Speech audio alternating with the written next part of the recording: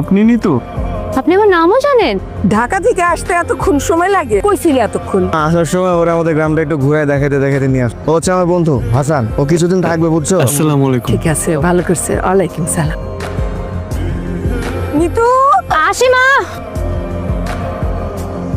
আসছে একটু ভাইয়ের খোঁজ খবর নেবে, তা না জিনিস দে। তোর খোঁজ খবর জানা আমার কোনো দরকার নেই, আমার বই দিয়ে দেখছি। শুনছেন? একটু উঠে খেয়ে নিয়ে বাসায় কথা বলার মতো কোনো মানুষ থাকে না, বই পড়ি কথা বলার মানুষ পেলে কথা বলতেন। হয়তো। ভাইয়া আপনি আসছেন না খেয়ে যাবেন, এটা কি হয় নাকি? না আজকে আর হবে না, আজকে একটু অন্য ব্যস্ততা আছে।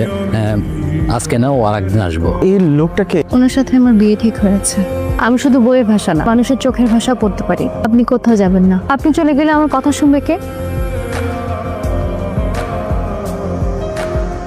গেলাম বা আমি তো আমার আব্বা আমার অনেক বুঝাইছিলাম, ওই জন্য জেনে গেছে আপনার মেয়ে কথা কইতে পারে না, বলে তুই তো কয়েকদিন পরে চলে যাবি, তখন এই মেয়ের কি হবে? এমনকি আমাদের বাড়ির আশেপাশের লোকজনও জেনে গেছে। তার থেকে ভালো এই সম্পর্কটা আর দরকার নাই, গেলাম না। হ্যাঁ আমি যাই। সালাম আলাইকুম। তুমি অফলান তো বিয়েটা ভেঙে গেল। মা পেমেন্ট করে দাও মা, কিচ্ছু হবে না মা, কিচ্ছু হবে না। এটা বড় কিছু না মা, ঠিক হয়ে যাবে সব কিছু। আসলে মানুষের জীবনটা ঘটনাবহুল, এখানে সুখ থাকে, দুঃখ থাকে, আবার কিছু ঘটনা মানুষকে নতুন করে বাঁচার আশা জাগায়। আপনি ভেঙে পড়বেন না প্লিজ। আমি কালকেই চলে যাচ্ছি। আমরা মানুষেরা মন থেকে অনেক কিছুই চাই, নিয়তি বলতে একটা কথা আছে। আমার নিয়তি আমাকে এখানে নিয়ে এসেছিল, জানি না সামনে কি আছে। আপনি ভালো থাকবেন। আসি।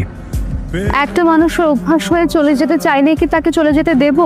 আমি একদম ঠিক আছি, আমার গলার স্বরও ঠিক আছে। কি সব বলছেন? সব কিছু আপনার জন্য করা, কিছুই কি বোঝেন না? সারা জীবন আমার কথা শোনার মানুষটি হবেন।